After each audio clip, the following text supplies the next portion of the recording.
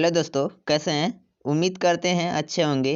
आज का हमारा टॉपिक है क्लास 10 जियोग्राफी चैप्टर 6 जिसका नाम है मैन्युफैक्चरिंग इंडस्ट्रीज। आज हम लोग इस चैप्टर के बारे में डिटेल में पढ़ने वाले हैं, तो इन तक बने रहिए हमारे साथ। आइए शुरू करते हैं। आगे बढ़ने से पहले हम लोग देखेंगे मैन्युफैक्चरिंग होता क्या है। मैन्युफैक्चरिंग एक प्रोसेस है जिससे हम लोग किसी भी रॉ मटेरियल को प्रोसेस करके उसको मोर वैल्यूएबल प्रोडक्ट में कन्वर्ट करते हैं, फिर उसको हम लोग मार्केट में बेचते हैं जिससे हम लोग को अधिक प्रॉफिट मिलता है। उसे मैन्युफैक्चरिंग कहते हैं। मेनली किसी भी एक रॉ मटेरियल को किसी दूसरे चीज़ में कन्वर्ट करना, उसे ही मैन्युफैक्चरिंग कहा जाता है। जैसे एग्जांपल में है, जैसे कॉटन से हम लोग क्लॉथ बनाते हैं, शुगर केन से शुगर बनाते हैं, वुड से पेपर बनाते हैं, और आयरन रोड से हम लोग आयरन का कोई भी मशीन से या किसी भी काम में लिया जाता है आयरन को। इस सब को मैन्युफैक्चरिंग के द्वारा ही हमारे पास आता है मार्केट में। अब देखेंगे यूजेज ऑफ मैन्युफैक्चरिंग। मैन्युफैक्चरिंग का हमारे कंट्री में क्या यूज होता है। फर्स्ट पॉइंट है, economic strength of a country is measured from the development of manufacturing industries. किसी भी कंट्री का जो इकोनॉमिक स्ट्रेंथ है, मतलब कि वो कितना अमीर है या गरीब है, उसके कंट्री में वो इंडस्ट्रीज से पता चलता है। जिस कंट्री में ज़्यादा इंडस्ट्रीज होगा वो ज़्यादा अमीर होगा। जैसे एग्जांपल के तौर पे देखें तो अमेरिका जो है उसके पास बहुत ज़्यादा इंडस्ट्रीज सेटअप किया है। चाइना भी जो है बहुत ज़्यादा इंडस्ट्रीज उसके कंट्री में है, इसलिए ये दोनों देश हैं वो ज़्यादा अमीर हैं। तो हमें पता चलता है कि कौन कौन कंट्री कितना अमीर है या गरीब है, कि उसके देश में कितना इंडस्ट्रीज सेटअप किया गया है। जो इंडस्ट्रीज को हम लोग बैकबोन ऑफ द इकोनॉमिक भी कहते हैं। सेकंड पॉइंट है, they reduce the dependence of people on agriculture. जैसा कि जानते हैं हम, मैन्युफैक्चरिंग इंडस्ट्री जो है सेकेंडरी सेक्टर में आता है और एग्रीकल्चर जो है प्राइमरी सेक्टर में आता है। और अगर हमारे कंट्री में या किसी भी कंट्री में ज़्यादा इंडस्ट्रीज सेटअप कर दिए जाएं, तो जो वहाँ के पीपल्स होंगे वो इंडस्ट्रीज में एम्प्लॉयमेंट लेंगे, और जिससे एग्रीकल्चर मतलब कि प्राइमरी सेक्टर पर जो है डिपेंडेंस उनका कम हो जाएगा, जिससे उस कंट्री का विकास भी होगा और पीपल को वहाँ पर जो उनके सिटीजन्स होंगे उनको रोजगार भी मिलेगा। थर्ड पॉइंट है, प्रोवाइडिंग जॉब्स। जो मैन्युफैक्चरिंग इंडस्ट्रीज होते हैं वो जॉब प्रोवाइड करते हैं। फोर्थ पॉइंट है, export of manufacturing goods and bring foreign exchange. अगर हमारे कंट्री में मैन्युफैक्चरिंग का प्रोसेस जो है वो ज़्यादा हो रहा है, तो हम लोग किसी दूसरी कंट्री को अपना सामान बेचेंगे और उनसे जो है हमें करेंसी मिलेगा और उनसे हम लोग मुनाफा कमाएंगे, जिससे हम हमारे कंट्री का डेवलपमेंट होगा। फिफ्थ पॉइंट है, एरिडिकेट्स पॉवर्टी एंड एम्प्लॉयमेंट। हमारे कंट्री में जो है गरीबी और अनएम्प्लॉयमेंट को दूर करता है मैन्युफैक्चरिंग, जब हमारे कंट्री में होता है तो। सिक्स पॉइंट है, countries that transform from their raw material into a wide variety of furnish goods of higher value are prosperous. अब जो ये 6 पॉइंट कर रहा है, जो भी कंट्री होते हैं अपने रॉ मटेरियल को अपने ही देश में किसी दूसरे मतलब वैल्यूएबल प्रोडक्ट्स में कन्वर्ट करते हैं, वो ज़्यादा अमीर होते हैं। बल्कि जो अपने ही रॉ मटेरियल को दूसरे कंट्री में वैसे ही बेच देते हैं, उनसे ज़्यादा अमीर होते हैं जो अपने ही कंट्री में उस किसी रॉ मटेरियल को मैन्युफैक्चर करके मार्केट में या किसी दूसरे कंट्री को बेचते हैं। अब हम लोग देखेंगे मैन्युफैक्चरिंग इंडस्ट्री सेटअप करने से पहले हमें किन बातों का ध्यान रखना चाहिए। इसका फर्स्ट पॉइंट है, अवेलेबिलिटी ऑफ चीप लेबर। अगर हमें उस एरिया में जहाँ पर हम लोग अपना मैन्युफैक्चरिंग इंडस्ट्री सेटअप करना चाहते हैं, वहाँ पर चीप लेबर है मिलते हैं, तो हम वहाँ पर अपना इंडस्ट्री सेटअप कर सकते हैं। दूसरा पॉइंट हो जाता है अवेलेबिलिटी ऑफ वाटर। अगर हम लोग वहाँ पर अपना इंडस्ट्री सेटअप कर दिए किसी भी पार्टिकुलर एरिया में, और लेबर को पीने के लिए या मान लीजिए आपके इंडस्ट्री को ज़्यादा पानी की आवश्यकता होती है, आप ऐसा कोई इंडस्ट्री सेटअप करते हैं, वहाँ पर पानी ही नहीं मिल रहा है, तो आपको टैंकर से मंगवाने के लिए आपको ज़्यादा मतलब कि आपको पे करना पड़ेगा टैंकर वालों को ट्रांसपोर्टेशन फ़ी। इसलिए हम लोग देखते हैं कि उस एरिया में वाटर इजीली अवेलेबल है कि नहीं। जो थर्ड पॉइंट है, अवेलेबिलिटी ऑफ इलेक्ट्रिसिटी। जैसा कि हम सब जानते हैं कि आजकल जितने भी इंडस्ट्रीज होते हैं उन सभी को इलेक्ट्रिसिटी ज़रूरी होता है, क्योंकि हमें वहाँ पर मतलब कि वहाँ पर लाइट भी हमको जलाना पड़ेगा, क्योंकि जो वहाँ के वर्कर्स होंगे वो अंधेरे में तो काम नहीं करेंगे। और किसी भी मतलब मशीनरी को चलाना है तभी इलेक्ट्रिसिटी हमको चाहिए। इसलिए हमें देखना पड़ता है मैन्युफैक्चरिंग इंडस्ट्री सेटअप करने से पहले वहाँ पर हमें इलेक्ट्रिसिटी इजीली अवेलेबल हो पाता है या नहीं। फोर्थ जो पॉइंट है, अवेलेबिलिटी ऑफ कैपिटल। कैपिटल यहाँ पर मतलब है स्टेट का कैपिटल नहीं, मतलब कि हमारे पास कितना पैसा है। अगर हम लोग ज़्यादा पैसा बड़ा मतलब कि ज़्यादा बड़ा इंडस्ट्री सेटअप करना चाहते हैं तो ज़्यादा पैसा हमारे पास रहना चाहिए। छोटा इंडस्ट्री सेटअप करना चाहिए चाहते हैं तो हमारा जो है कम पैसे में ही काम हो जाएगा। फोर्थ पॉइंट है जो fifth point, availability of market. अब चलिए हम लोग ये भी लेबर भी देख लिए, वाटर भी देख लिए, इलेक्ट्रिसिटी भी देख लिए और हमारे पास पैसा भी है और हम लोग मैन्युफैक्चरिंग इंडस्ट्री जो सेटअप करके अपना गुड्स जो है वो बना भी लिए। अब मगर जब मार्केट ही नहीं रहेगा तो हम लोग बेचेंगे कहाँ। इसलिए हम लोग मैन्युफैक्चरिंग इंडस्ट्री सेटअप करने से पहले देखते हैं कि हमारे थोड़े ही दूर पर या मतलब कि हमारे एरिया में मार्केट है या नहीं उस गुड्स को जो हम लोग प्रोड्यूस किए हैं उसको बेचने के लिए। अब जो लास्ट पॉइंट वो होता हमको देखना चाहिए वो है अवेलेबिलिटी ऑफ रॉ मटेरियल। अब चलिए हम लोग मैन्युफैक्चरिंग इंडस्ट्री जो है सेटअप भी कर दिए हैं, हम लोग के पास वाटर भी है, इलेक्ट्रिसिटी भी है, मगर जिससे हम लोग अपना वो प्रोडक्ट या गुड्स बनाएंगे उसके लिए रॉ मटेरियल नहीं है तो हम लोग को ज़्यादा दूर से मंगाना पड़ेगा, जिसके लिए हम लोग को ट्रांसपोर्टेशन फ़ी देना पड़ेगा, जिससे हम लोग जो उस रॉ मटेरियल से प्रोडक्ट बनाएंगे उसका जो प्राइस है वो हाई हो जाएगा, जिससे जो कॉमन पीपल होंगे उनको पे करने में ज़्यादा तकलीफ होगा, उनको ज़्यादा पैसा देना पड़ेगा, जिससे आपका जो प्रोडक्ट है वो ज़्यादा मतलब सेल नहीं हो पाएगा मार्केट में। इसलिए हमें कोई भी इंडस्ट्री सेटअप करने से पहले इन 6 पॉइंट्स को ध्यान में रखना चाहिए। अब यहाँ पर भी देख सकते हैं कि रॉ मटेरियल चाहिए, इलेक्ट्रिसिटी चाहिए, हमारे पास पैसा भी रहना चाहिए, मार्केट भी रहना चाहिए और जो हमारे गुड्स हैं उसको ट्रांसपोर्ट करने के लिए अच्छा रोड भी रहना चाहिए। मैन्युफैक्चरिंग इंडस्ट्री सेटअप करने से पहले इन बातों को ध्यान में रखना चाहिए। अब हम लोग पढ़ने वाले हैं कि क्लासिफिकेशन ऑफ इंडस्ट्री। हम लोग इंडस्ट्री को कितने टाइप में क्लासीफाई कर सकते हैं। तो पहला आता है on the basis of source of raw material, मतलब कि रॉ मटेरियल पर कि कौन सा कंट्री कौन सा रॉ मटेरियल यूज कर रहा है उसके बेसिस पर हम लोग इंडस्ट्री को क्लासीफाई दो तरह में करते हैं। पहला है एग्रो बेस्ड इंडस्ट्री, दूसरा है mineral based industry. Agro based industry में वो सब इंडस्ट्रीज आ जाते हैं जो एग्रीकल्चरल गुड्स को यूज करते हैं अपने इंडस्ट्री में, और मिनरल बेस्ड इंडस्ट्री में वो सारे इंडस्ट्री आ जाते हैं जो भी मिनरल मतलब जैसे कि सीमेंट हो गया, आयरन हो गया, स्टील हो गया, एल्युमिनियम हो गया, ऐसे प्रोडक्ट का यूज करके किसी भी गुड्स को बनाते हैं और उसे मार्केट में सेल करते हैं। एग्रो बेस्ड इंडस्ट्री का एग्जाम्पल है cotton industry, wool industry, jute industry, silk textile industry, rubber industry, sugar, tea, coffee etcetera. ये जो हैं एग्रो बेस्ड इंडस्ट्री होते हैं। ये सभी जो इंडस्ट्री हैं वो एग्रीकल्चरल गुड्स का यूज करके किसी भी प्रोडक्ट का अपन वो बनाते हैं या कन्वर्ट करते हैं।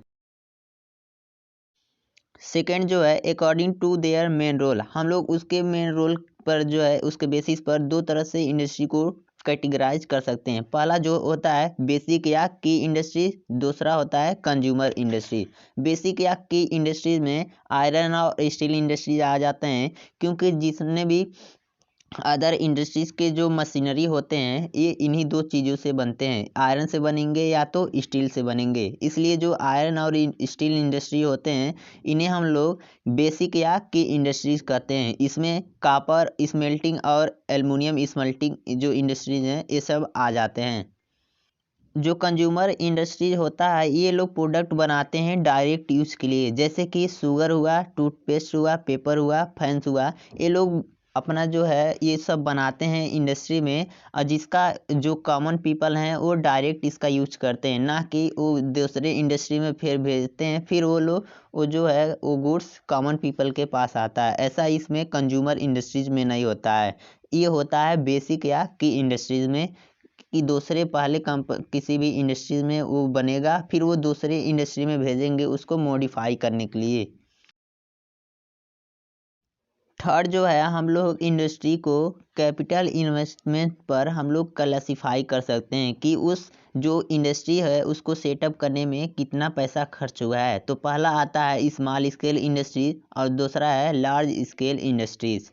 पहले हम लोग देखेंगे लार्ज स्केल इंडस्ट्री। किसी भी इंडस्ट्री में अगर 1 करोड़ से ज़्यादा या 1 करोड़ का इन्वेस्टमेंट होता है तो उसे हम लोग लार्ज स्केल इंडस्ट्री कहते हैं, क्योंकि उसमें जो इंडस्ट्री में वर्कर्स होंगे वो ज़्यादा होंगे। एग्जांपल में जो है कॉटन टेक्सटाइल इंडस्ट्री, आयरन और स्टील इंडस्ट्री, इन सब इंडस्ट्री में जो है 1 करोड़ से ज़्यादा का इन्वेस्टमेंट होता है, इसलिए हम लोग इसे लार्ज स्केल इंडस्ट्री कहते हैं। स्मॉल स्केल इंडस्ट्री जो होता है उसमें 1 करोड़ से कम का इन्वेस्टमेंट होता है। इसको जो है कम पीपल मिलकर चलाते हैं। जैसे एग्जांपल में हो गया खानसारी, गुड़ एक्सेट्रा। खानसारी मतलब जो मतलब शुगर केन का राब बनाया जाता है, गुड़ मतलब हो गया भेली। ये सब जो इंडस्ट्री है ये स्मॉल स्केल इंडस्ट्री में आते हैं, क्योंकि इनको रन करने के लिए हमें 1 करोड़ से कम का इन्वेस्टमेंट करना पड़ता है। अब हम देखेंगे कि on the basis of ownership के बेसिस पर हम लोग इंडस्ट्री को 4 तरह में डिवाइड कर सकते हैं या कैटेगराइज कर सकते हैं।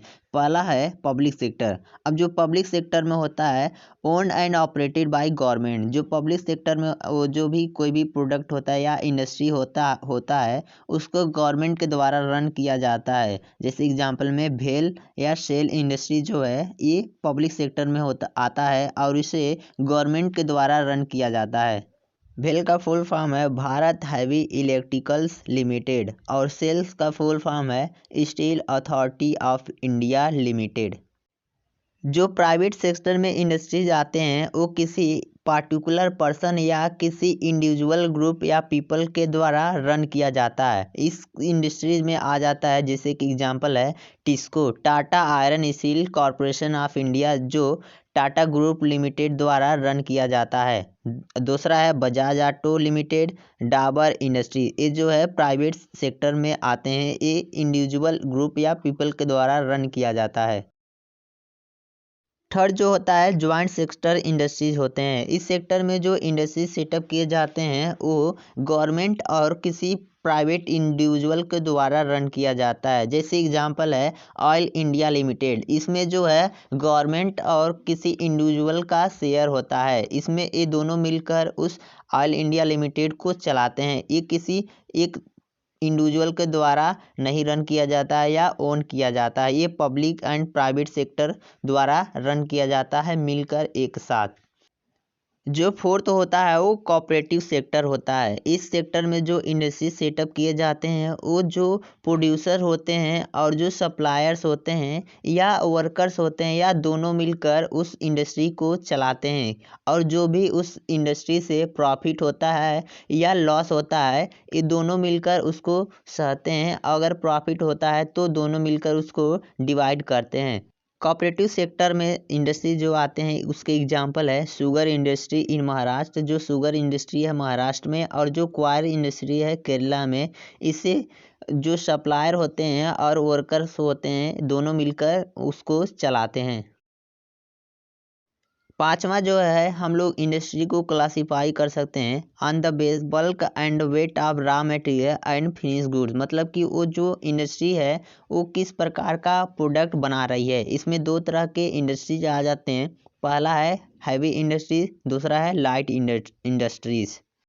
हैवी इंडस्ट्रीज वो इंडस्ट्रीज होते हैं जो हैवी और बल्कि रॉ मटेरियल का यूज करके हैवी मटेरियल्स का प्रोड्यूस करते हैं। इसका एग्जांपल हो जाएगा आयरन और स्टील इंडस्ट्री जो है ये हैवी मटेरियल्स होते हैं। इसका यूज करके ये जो आयरन और स्टील इंडस्ट्री होता है ये हैवी मटेरियल्स का प्रोडक्शन करते हैं। लाइट इंडस्ट्री वो इंडस्ट्रीज होता है जो रॉ मटेरियल को यूज करके लाइट मटेरियल का प्रोडक्शन करते हैं। इसमें आ जाता है इलेक्ट्रॉनिक इंडस्ट्री, जैसे कि फैंस हो गया, वॉचेस हो गए, बोर्ड्स हो गया, स्विचेस हो गया, वायर हो गया। ये सब जो है लाइट प्रोडक्ट हैं, इसलिए इसे हम लोग लाइट इंडस्ट्री में ये सब आते हैं। अभी तक हम लोगों ने देखा कि इंडस्ट्री को कैसे क्लासीफाई किया जा सकता है। अब हम लोग उसके बारे में डिटेल में पढ़ेंगे। जो पहला क्लासिफिकेशन था on the basis of raw material, उसमें पहला जो था एग्रो बेस इंडस्ट्रीज थे। तो हम लोग अब एग्रो बेस इंडस्ट्रीज को डिटेल में पढ़ने वाले हैं। पहला जो है एग्रो बेस इंडस्ट्री में वो कॉटन टेक्सटाइल है। अब चलिए देखते हैं कॉटन टेक्सटाइल इंडस्ट्रीज के बारे में। The first cotton textile mill was set up in Mumbai in 1854। जो पहला कॉटन इंडस्ट्री जो था वो मुंबई में 1854 में सेटअप किया गया था। The cotton textile is mainly located in Maharashtra and Gujarat. जो कॉटन इंडस्ट्री होता है मेनली महाराष्ट्र और गुजरात में सेटअप किया गया है, क्योंकि महाराष्ट्र और गुजरात का जो सॉइल है ब्लैक सॉइल है, और ब्लैक सॉइल में कॉटन जो होता है अच्छी तरह से ग्रो होता है, और good transport facility including port facilities. और जो महाराष्ट्र और गुजरात हैं ये सीज के किनारे हैं, और जिसके वजह से हम वाटर ट्रांसपोर्ट इजीली वहाँ पर अवेलेबल हो जाता है कॉटन को ट्रांसपोर्ट करने के लिए। और वहाँ पर जो अवेलेबिलिटी ऑफ लेबर, वहाँ पर इजीली लेबर मिल जाते हैं। गुड मॉइस्ट क्लाइमेट, वहाँ का क्लाइमेट जो है मॉइस्ट है, इसलिए वहाँ पर कॉटन जो है बहुत अच्छे से ग्रो होता है। अब जो मेन एक्सपोर्टर हैं कॉटन के वो हैं Japan, USA, UK, France, Sri Lanka, Nepal, east European country. ये जो हैं इंडिया से कॉटन एक्सपोर्ट करते हैं अपने देश में। Cotton textile is produce by 3 method in India. जो कॉटन है 3 मेथड से प्रोड्यूस किया जाता है। पहला है हैंडलूम, जैसे कि गांधी जी चरखा चलाते थे। दूसरा है पावरलूम, जो इलेक्ट्रिसिटी से वहाँ पर कॉटन कॉटन को टेक्सटाइल इंडस्ट्री को रन किया जाता, मतलब कि बिजली से। और तीसरा जो है मिल्स, जो बड़े बड़े इंडस्ट्री सेटअप किए जाते हैं वहाँ पर कॉटन टेक्सटाइल को प्रोड्यूस किया जाता है। लास्ट पॉइंट है cotton textile industry involves ginning, spinning, weaving, dyeing, designing, tailoring and packaging to produce readymade garments. Challenges to cotton textile industry है। और जो कॉटन टेक्सटाइल इंडस्ट्री होते हैं उनके सामने किस तरह की मुसीबतें आती हैं। पहला जो है scarcity of good quality cotton.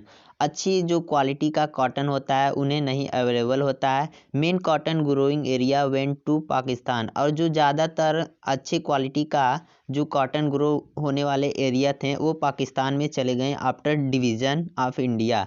जो ओल्ड मशीनरी, अभी अभी भी जो है हमारे इंडिया में जो पुराने मशीनरी चले आ रहे थे अभी भी उसी का यूज़ किया जा रहा है, उसको नए मतलब नए मशीनरी से रिप्लेस नहीं किया गया है। जो डी पॉइंट है इरेक्टिव पावर सप्लाई, मतलब कि जो कंटिन्यू जो इलेक्ट्रिसिटी है वो हमारे कॉटन इंडस्ट्री को नहीं मिल पाता है मशीनरी को चलाने के लिए। जो फिफ्थ पॉइंट है लो आउटपुट ऑफ लेबर, जो वहाँ पर लेबर होते हैं उनको जो है मतलब कि पैसा कम मिलता है।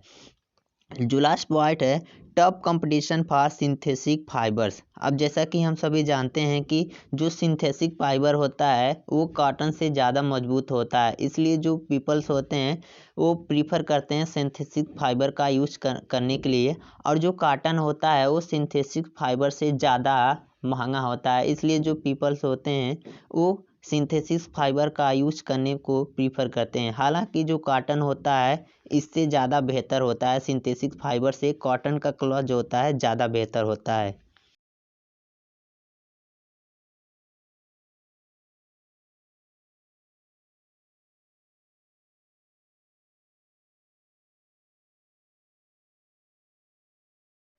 नेक्स्ट जो इंडस्ट्री आता है वो जो टेक्सटाइल इंडस्ट्री होता है, ये इंडस्ट्री भी एग्रो बेस इंडस्ट्री के अंतर्गत आता है। तो आइए हम लोग इसके भी बारे में पढ़ते हैं डिटेल में। इसका फर्स्ट पॉइंट है India is the largest producer of रा जूट। जो इंडिया है वो रा जूट मतलब कि वर्ल्ड में सबसे ज़्यादा जूट का प्रोडक्शन करता है। एंड जूट गुड्स का भी।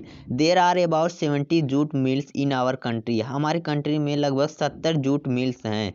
For jute mill was set up in Rishra Kolkata in 1859। India में सबसे पहला जूट मिल जो है कोलकाता में 1859 में सेटअप किया गया था। Jute is used in making rope, bags, carpet etcetera. जैसा कि हम सभी जानते हैं जूट का यूज होता है बैग्स बनाने के लिए, कारपेट बनाने के लिए और रस्सा को बनाने के लिए।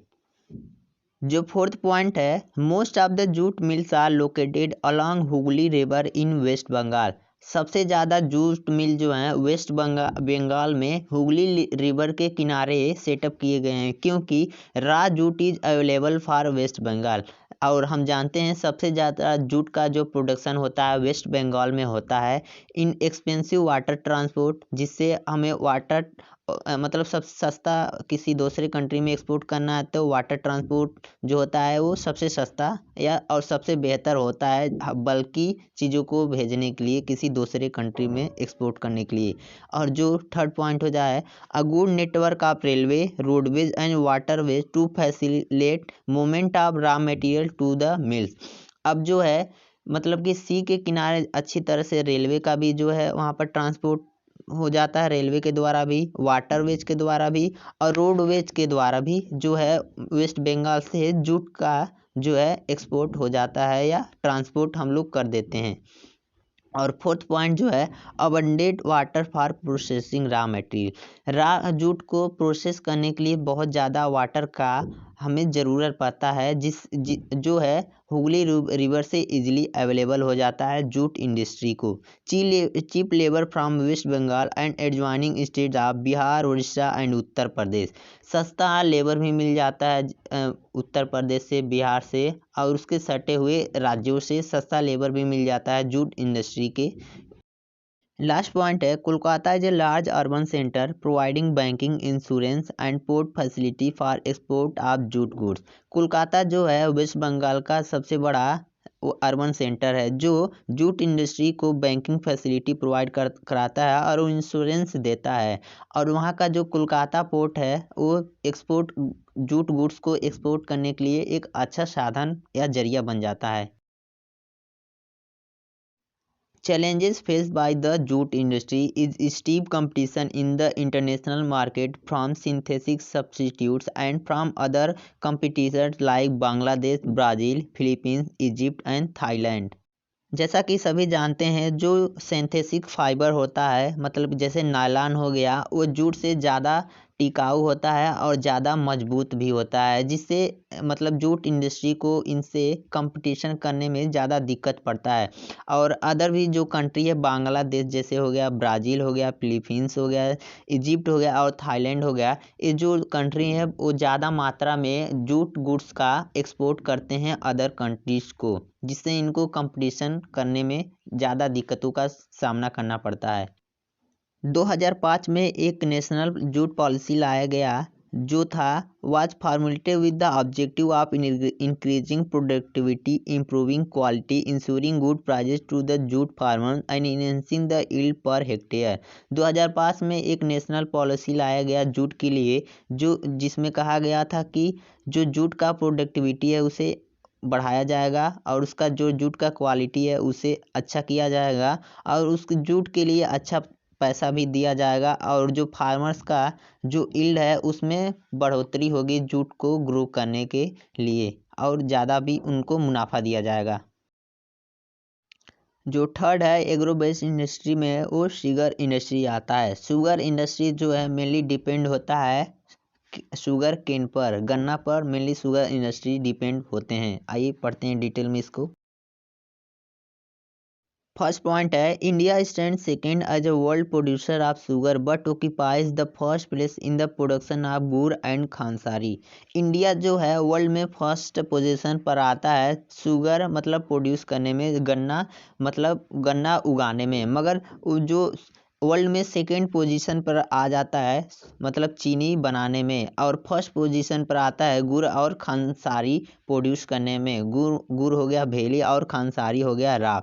The raw material use in this industry is बल्कि। जो इसमें रॉ मटेरियल यूज किया जाता है वो बहुत ज़्यादा मात्रा में होता है और बहुत भारी होता है। In 2010-11, there were over 662 sugar mills in the country spread over Uttar Pradesh, Bihar, Maharashtra, Karnataka, Tamil Nadu, Andhra Pradesh, Gujarat, Punjab, Haryana and Madhya Pradesh. 2010-11 में हमारे भारत में 662 कुल शुगर मिल्स थे जो कई मतलब स्टेट्स में थे, जैसे कि हो गया महाराष्ट्र, गुजरात, कर्नाटका, तमिलनाडु, उत्तर प्रदेश, ये सभी स्टेट्स में स्प्रेड थे। Major challenges faced by the sugar industry को किस तरह के प्रॉब्लम फेस किए जाते हैं उनसे। फर्स्ट पॉइंट है include the seasonal nature of the industry. ये जो शुगर इंडस्ट्रीज होते हैं वो सीजनल होते हैं, ये 6 महीना चलेंगे और 6 महीना बंद रहते हैं, क्योंकि जो गन्ना होता है मतलब कि दिसंबर और नवंबर के समय में ग्रो होता है और उसे काट कर शुगर इंडस्ट्री को ट्रांसपोर्ट किया जाता है। सेकेंड पॉइंट है old and inefficient method of production. पहले से जो मतलब कि मशीनरी यूज किए जा रहे हैं हमारे भारत में शुगर इंडस्ट्री, अभी भी वही मतलब मशीनरी यूज कर रहे हैं, मतलब पुराना ही। फोर्थ है transport delay in reaching cane to factories.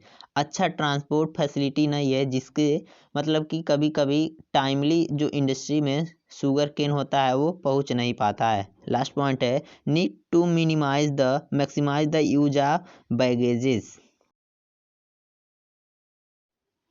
अब हम देखेंगे शुगर इंडस्ट्री जो है नॉर्थ एरिया से साउथ एरिया में क्यों शिफ्ट हो रहे हैं। तो इसका पहला पॉइंट है earlier Uttar Pradesh and Bihar were the main producer of sugar cane. पहले जो था उत्तर प्रदेश और बिहार उत्तर मतलब कि वर्ल्ड में सबसे फर्स्ट पोजीशन पर था शुगर केन ग्रो करने में। Therefore most of the sugar mills were located in this two states only, but now sugar mills are shifting toward the Maharashtra and Karnataka because of the following reason.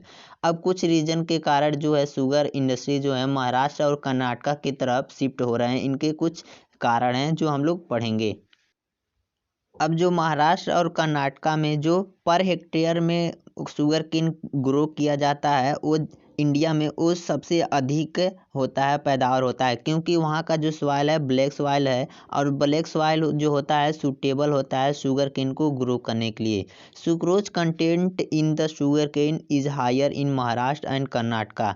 अब जो sucrose होता है वो चीनी को बनाने के लिए सबसे पहला काम करता है। जो महाराष्ट्र और कर्नाटका के एरिया में जो शुगर केन ग्रो किए जाते हैं उसमें जो होता है सुक्रोज का क्वांटिटी जो होता है सबसे अधिक होता है। It means more sugar can be produce from less sugar cane. इसका मतलब है थोड़े ही शुगर केन से ज़्यादा शुगर प्रोड्यूस किया जाता है, कर सकते हैं। Mills and machines are new in southern state and new modern machine increase the productivity.